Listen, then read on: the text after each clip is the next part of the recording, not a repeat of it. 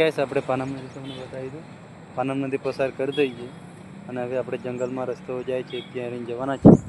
અને એક મચ્છી મારો તમને બતાવું મિત્રો. આ મચ્છી માર છે ના પલ છે મિત્રો, જોઈ શકો છો તમે.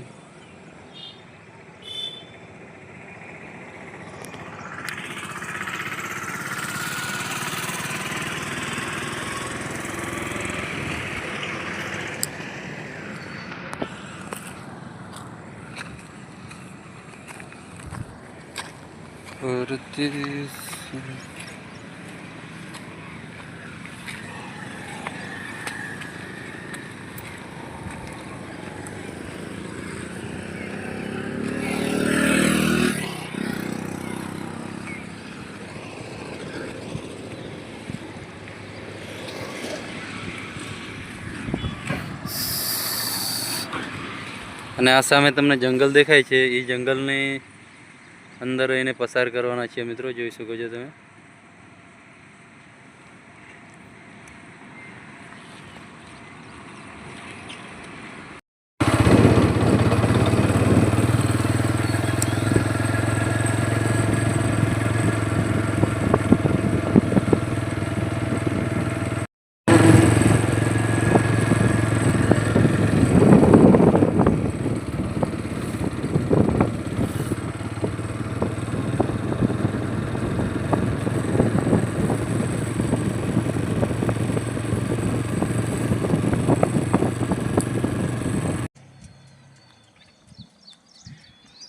ગાઈસ આપણે બારિયા પહોંચી જવાની 1-2 કિલોમીટર હશે, એટલે તમને બ્લોગમાં બતાવીશ, એટલે બ્લોગમાં બન્યા રહો તમે. દેવગઢ બારિયાના જંગલ જ છે મિત્રો, એની પછી બારી આવી જશે મિત્રો. ઓકે, આ રસ્તે રહીને જવાનું છે.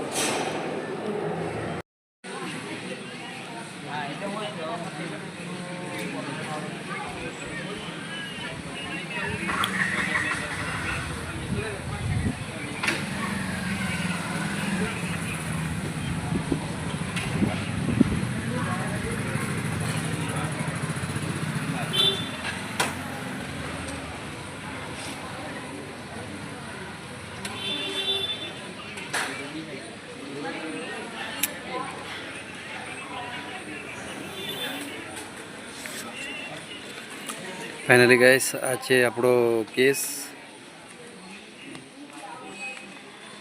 ખોલીને નહીં બતાવો, કારણ કે આ કેસ બતાવવાનો છે આપણે મોટા સાહેબને. અને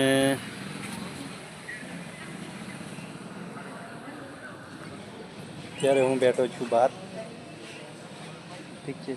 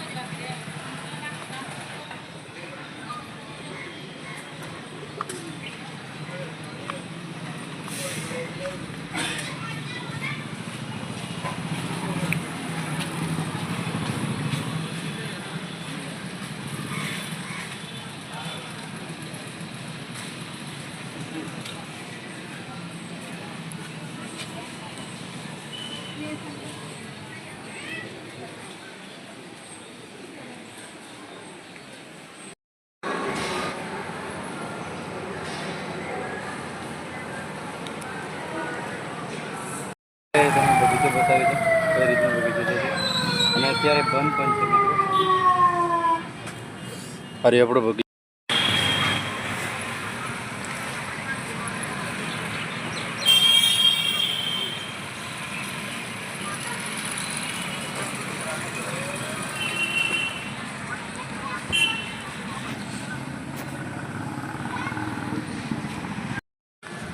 ફાઇનલી ગાઈસ આપણે મોટા સાહેબને મળી લીધું છે અને હવે આપણે કરવાના છીએ મેડિકલ.